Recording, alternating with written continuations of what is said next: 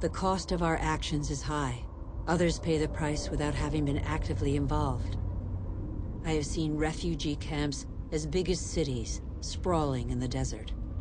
How many men, women, and children will be left by the wayside tomorrow?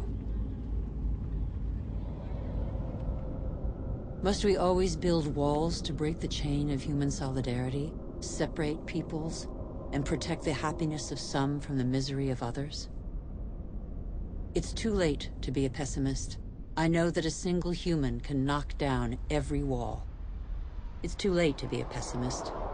Worldwide, 4 children out of 5 attend school. Never has learning been given to so many human beings. Everyone, from richest to poorest, can make a contribution.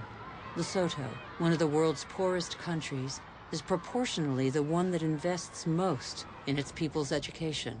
Qatar, one of the world's richest states, has opened its doors to the best universities. Culture, education, research, and innovation are inexhaustible resources.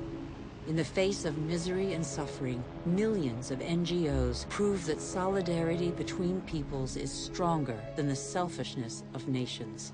In Bangladesh, a man thought the unthinkable and founded a bank that lends only to the poor.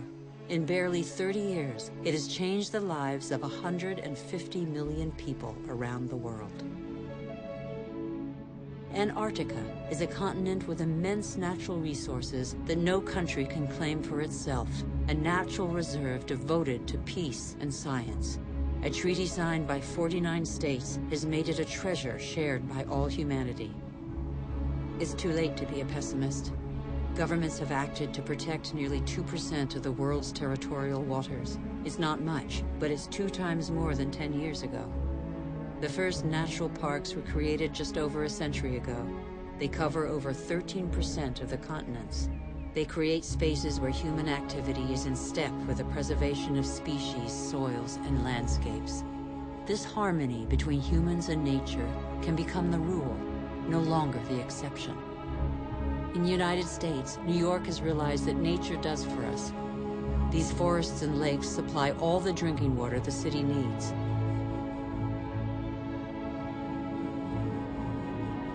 In South Korea, the forests have been devastated by war.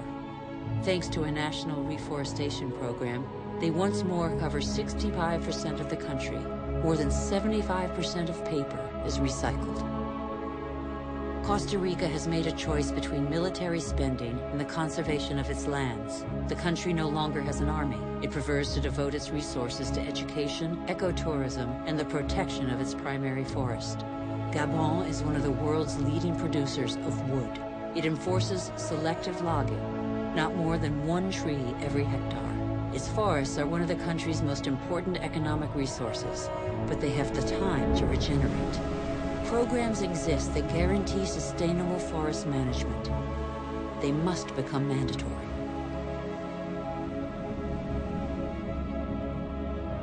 For consumers and producers, justice is an opportunity to be seized.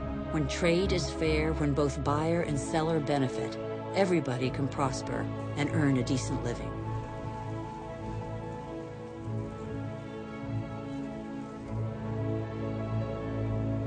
How can there be justice and equity between people whose only tools are their hands and those who harvest their crops with a machine and state subsidies?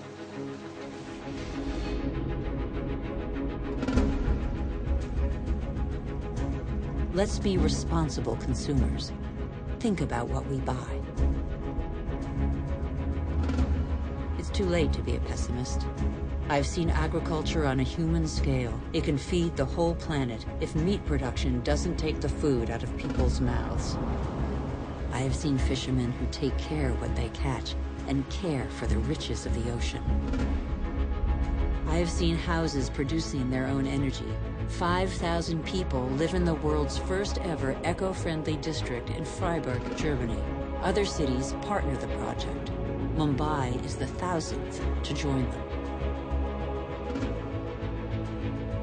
The governments of New Zealand, Iceland, Austria, Sweden, and other nations have made the development of renewable energy sources a top priority. I know that 80% of the energy we consume comes from fossil energy sources. Every week, 2 new coal-fired generating plants are built in China alone. But I have also seen, in Denmark, a prototype of a coal-fired plant that releases its carbon into the soil rather than the air. A solution for the future? Nobody knows yet. I have seen in Iceland an electricity plant powered by the Earth's heat, geothermal power.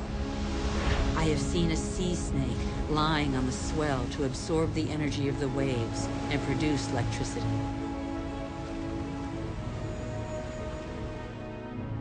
I have seen wind farms off the coast of Denmark that produce 20% of the country's electricity. The USA, China, India, Germany, and Spain are the biggest investors in renewable energy. They have already created over 2.5 million jobs. Where on earth doesn't the wind blow? I have seen desert expanses baking in the sun. Everything on Earth is linked, and the Earth is linked to the sun, its original energy source. Can humans not imitate plants and capture its energy?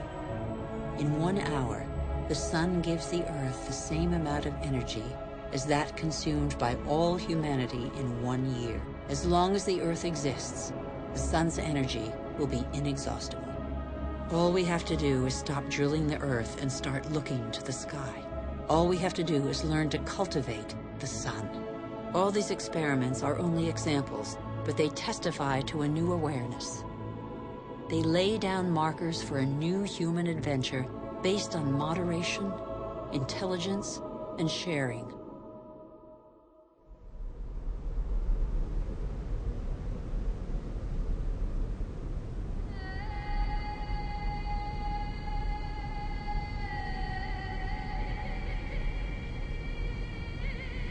It's time to come together.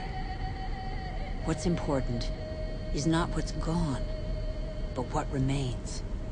We still have half the world's forests, thousands of rivers, lakes, and glaciers, and thousands of thriving species. We know that the solutions are there today.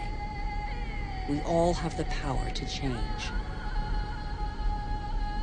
So what are we waiting for?